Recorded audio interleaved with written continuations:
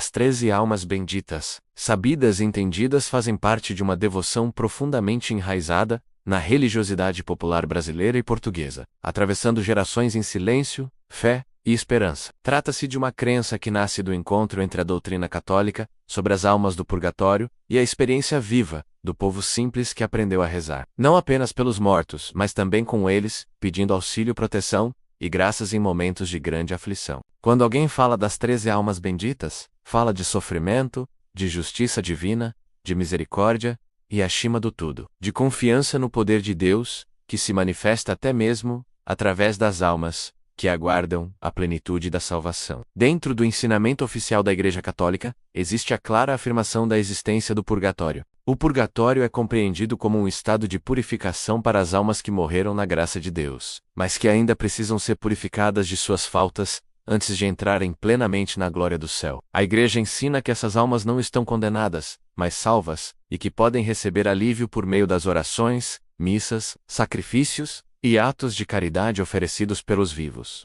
É nesse ponto que a devoção às almas benditas encontra seu fundamento legítimo dentro da fé católica. Rezar pelas almas do purgatório é uma obra de misericórdia espiritual. No entanto, quando o povo passa a se referir especificamente às 13 almas benditas, sabidas e entendidas, entra-se no campo da tradição popular, que não é oficialmente dogmatizada pela Igreja, mas também não é condenada, desde que não se desvie da fé em Deus e não transforme as almas em entidades independentes ou substitutas do Senhor. A Igreja é clara ao afirmar que toda graça vem de Deus. Se algo acontece por intercessão das almas, é porque Deus assim permite. Nenhuma alma tem poder próprio. Tudo está submetido à vontade divina. A expressão sabidas e entendidas carrega um simbolismo profundo. Para o povo, essas almas seriam especialmente conscientes de sua condição, teriam vivido sofrimentos intensos, injustiças ou mortes trágicas, e por isso compreenderiam melhor as dores humanas. O número 13, por sua vez, não tem um significado oficial na doutrina católica ligado a essa devoção, mas na tradição popular ele representa intensidade, prova, desafio e, ao mesmo tempo, superação. Rezar para 13 almas seria simbolicamente ampliar o clamor, multiplicar a súplica e fortalecer a fé. Muitas pessoas recorrem às 13 almas em momentos de desespero extremo, doenças graves, causas consideradas impossíveis, conflitos familiares profundos, desemprego prolongado, perseguições, injustiças e situações em que não se vê saída humana. O testemunho popular fala de graças alcançadas, quando tudo parecia perdido. Pessoas relatam curas inesperadas, soluções rápidas para problemas judiciais, portas de trabalho que se abrem de forma improvável, reconciliações familiares e livramentos de perigos iminentes. A Igreja, com prudência, não confirma oficialmente esses milagres como faz nos processos de canonização, mas reconhece que Deus age de muitas formas e que a fé sincera pode gerar frutos concretos. É importante compreender que, para a Igreja Católica, o fiel não deve pedir às almas como se elas fossem santos canonizados ou divindades. A oração correta é aquela que pede a Deus que, por misericórdia, permita que as almas do purgatório intercedam junto a Ele. Ao mesmo tempo, quem reza assume o compromisso de rezar também por essas almas, oferecendo missas, orações e boas obras para aliviar seu sofrimento. Trata-se de uma via de mão dupla, marcada pela caridade espiritual. A oração tradicional às 13 almas benditas costuma ser intensa, repetida por dias seguidos, acompanhada de velas, silêncio interior e confiança total. Muitos devotos afirmam que a oração deve ser feita com respeito, sem curiosidade, sem desafio e sem pressa. Não se trata de um ritual mágico, mas de um ato de fé profunda. A pessoa se coloca diante de Deus, reconhece sua fragilidade e pede auxílio, prometendo em troca divulgar a devoção, rezar pelas almas e manter viva a memória daqueles que já partiram. A Igreja alerta, porém, para alguns perigos. Quando a devoção se transforma em superstição, quando se atribui poder absoluto às almas, ou quando se faz promessas que não envolvem caridade, oração ou conversão, há um desvio da fé. O cristão não deve negociar com o sagrado, mas confiar.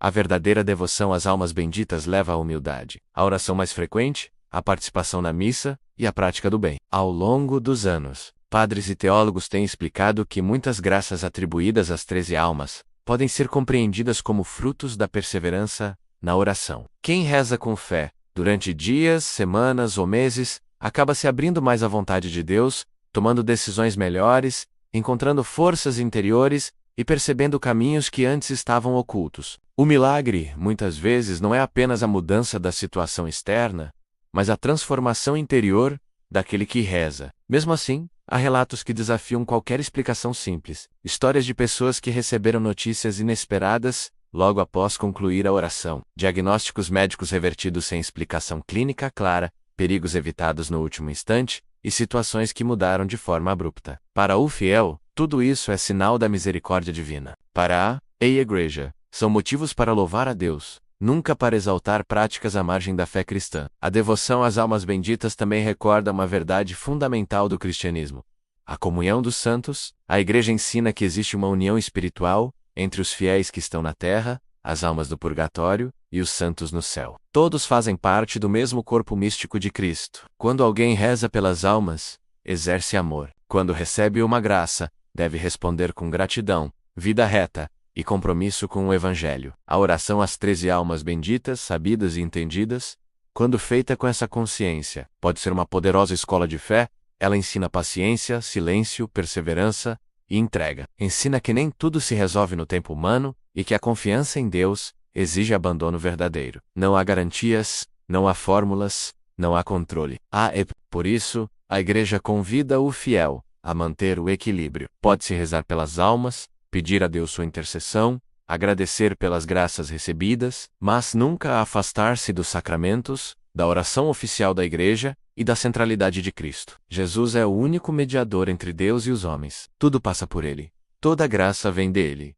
Ao final, falar das 13 almas benditas é falar de esperança. Esperança para quem sofre aqui, esperança para quem aguarda no purgatório, e esperança de que o amor de Deus é maior que a morte, maior que o pecado e maior que qualquer dor. É uma devoção que atravessa o tempo, porque toca o coração humano em sua fragilidade mais profunda. O desejo de não estar sozinho diante do sofrimento. Que essa reflexão ajude você a compreender melhor essa devoção, a vivê-la com fé madura e a lembrar sempre que rezar pelas almas é um gesto de amor que jamais se perde. Se essa mensagem falou ao seu coração, se inscreva-se no Fé Sem Rótulos. 56. Curta, comente e compartilhe.